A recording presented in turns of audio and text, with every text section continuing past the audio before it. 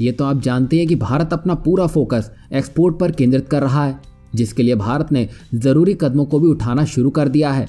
और यहाँ भारत सिर्फ एक सेक्टर तक ही सीमित नहीं रहना चाहता है।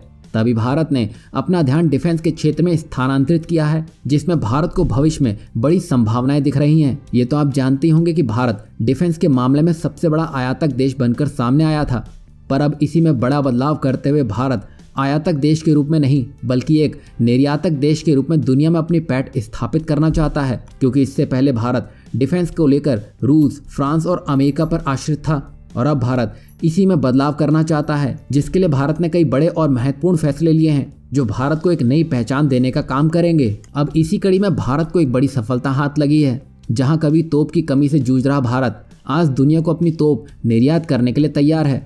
भारत की प्राइवेट कंपनी कल्याणी को अपनी स्वदेशी तोप को निर्यात करने का एक बड़ा ऑर्डर मिला है, और इस सौदे की कीमत करीब $155 मिलियन यानी कि तकरीबन 1261 करोड़ रुपए की है। हालांकि कंपनी ने इस बात का खुलासा नहीं किया है कि किस देश से एक्सपोर्ट ऑर्डर मिला है, लेकिन कल्याणी ग्रुप ने BSE यानी कि बॉम्बे स्टॉक एक्सचेंज को दिए नोटिफिकेशन में बताया है कि कल्याणी स्ट्रेटेजिक सिस्टम लिमिटेड को एक नॉन कॉन्फ्लिक्ट जोन से 155 mm आर्टिलरी गन का ऑर्डर मिला है। सरल भाषा में समझे तो ये ऑर्डर किसी दोस्त देश से भारत को मिला है, जिसकी जानकारी अभी तक साझा नहीं की गई है। बता दें कि पुणे की जानी मानी कल्याणी कंपनी भारतीय सेना के लिए स्वदेशी ATAGS यानी कि एडवांस टोर्ड आर्टिलरी गन सिस्टम भी तैयार कर रही है। इसके अलावा कल्याणी ग्रुप की M4 कॉम्बैट व्हीकल को भारतीय सेना ने पूर्वी लद्दाख में चीन से सटी LAC पर सैनिकों की मूवमेंट के लिए खरीदा है।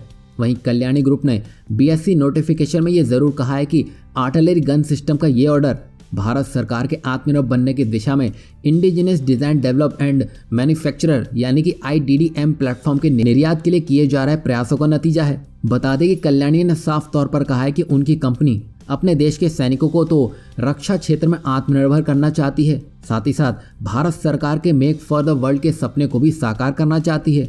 मतलब यहाँ बात साफ है, भारत स्वदेशी क्षमता को तो मजबूत कर रहा है, साथ ही साथ अपनी आर्थिक शक्ति में भी इजाफा कर रहा है, और ये सेटअप बहुत कुछ बदलने की क्षमता रखता है।